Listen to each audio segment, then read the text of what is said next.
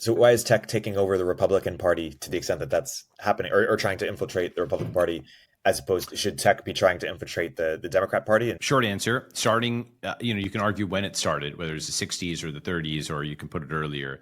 But basically, for a while, IQ has been flowing to Harvard and MIT and institutions like this. Like the best kids get picked by the SAT or whatever college, high school grades and go to, elite schools.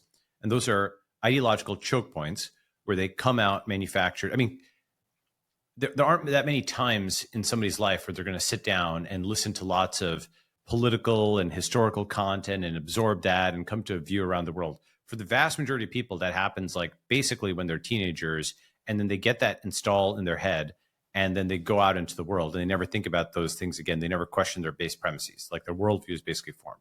Once in a while, they're mugged by reality. Some serious personal event happens to them and they have to reconcile that, and they realize what they've been taught is a lie, and then they come up with a new thing.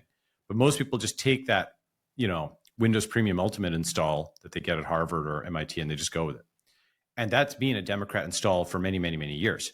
And so gradually educated people have been shifted to the left, right? They've been taught a worldview where, whites are privileged and men are patriarchy and so on. It was funny. Pew actually ran a thing recently calling that, amazingly, they called that racial conspiracy theories.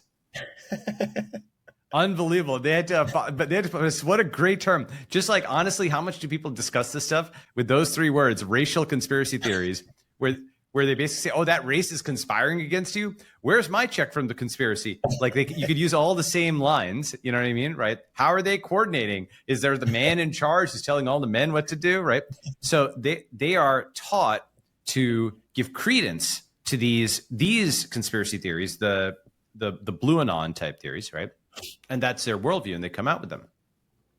And what happened was in 1991, because the internet, commercial traffic was legalized on the internet. This is one of the most important events in human history that just doesn't get the press and attention it deserves.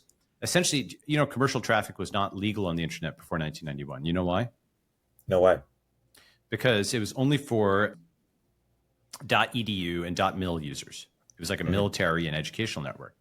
And they said, hey, look, if we let commercial traffic on the internet, there's going to be scams and spam and malware and porn.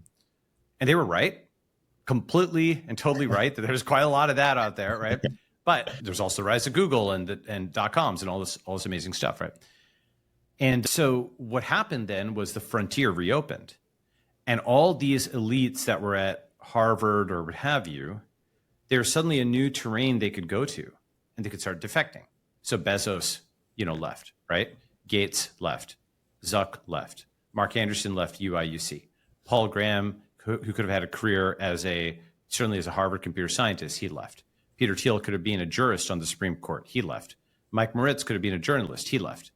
All of them left for the internet, for this new frontier.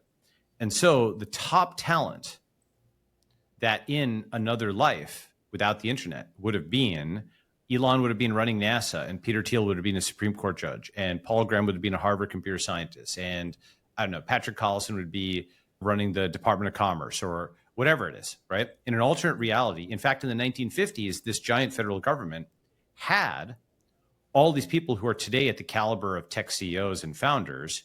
They were the guys running all these agencies.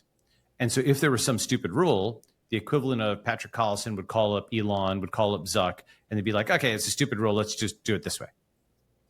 Okay. And when you had the network effect of all these really talented people, it didn't really matter what the written laws were. They'd make it work somehow. And they got to the moon and they built this amazing country, right? But after the magic leaves, after the founders leave, okay, and it wasn't visible to us because there's this giant bureaucracy. Once in a while, you hear about, Vannevar Bush, or you hear about guys like that. Actually, James Watson, for example, is on the lagging tail of that. But that's like an example of a founder bureaucrat where he joined the Human Genome Project and by force of will actually made that work, okay? Where he's like a founder bureaucrat, which is not a concept we normally think of today.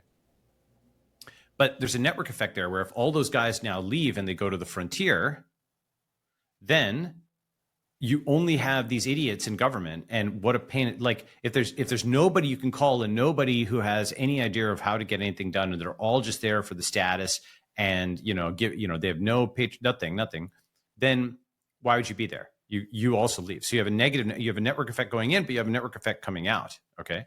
And so I think the main concept is, it's not that tech is the tech right or the tech left or the tech center. It's the tech counter elite.